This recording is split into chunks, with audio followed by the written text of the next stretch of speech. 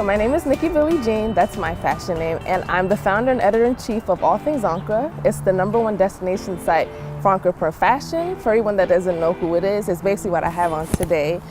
It's basically called African prints, but in West Africa we call it Ankara or Ankara prints. And like I said before, it's the #1 destination site for Ankara print fashion. But more importantly, it's an international movement of Ankara print-inspired creatives who collaborate on fashion productions. When I was in high school, I wasn't really, I guess you would say, quote-unquote, about my culture. It wasn't really the trend or in style, so I didn't really feel passionate about it. But when I went to college, a lot of people were like getting involved with like African student associations or just basically, celebrating their culture more. So I was like, okay, let me get into it and see where this goes. And I became passionate about the fashion aspect of the African Student Association. They have an annual show, and in that show they have a fashion show.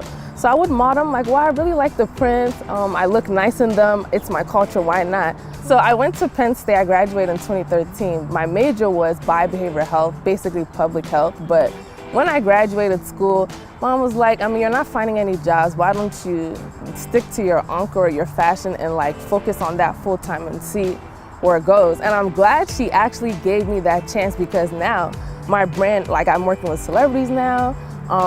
My brand is more well respected. People don't just see my brand as, oh, it's just another Instagram page or it's just another website. Like, I'm Nigerian, but I'm quote unquote Nigerian American because I was born and raised here. My mom, she grew up in Ondo, so stay in Nigeria. My dad's Yoruba, my mom's Yoruba, my dad's Igbo.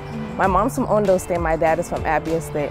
What's funny is that my mom, she said when she was growing up, the thing that made her, I guess you can say, get adapted when she came here was that she read a lot of Reader's Digest. So what's funny is that people in third world countries, they think, oh, America is poppin', like we drive fancy cars, live in big mansions. But when she read the articles in Reader's Digest, she noticed that people actually suffer in America. It's not, oh yeah, we're rich, we live in nice places. Like, people struggle, and sometimes I was like, people are better off living in Africa sometimes than here, because they don't have to worry about bills, creditors. They don't have a lot to worry about. But here it's more structured. You have to make sure you pay your bills on time. You have to go to work, be early, like stuff like that. So when she saw that and saw like people actually struggle to get to the top, when she came here, she was like, okay, maybe when I have kids, I can try and build them up to be entrepreneurs. So as a child, my mom has always told me, make sure when you get older, don't work for anybody, try and build yourself up from the bottom up. And that's actually what happened. I always tell people my mom saw the vision before I did.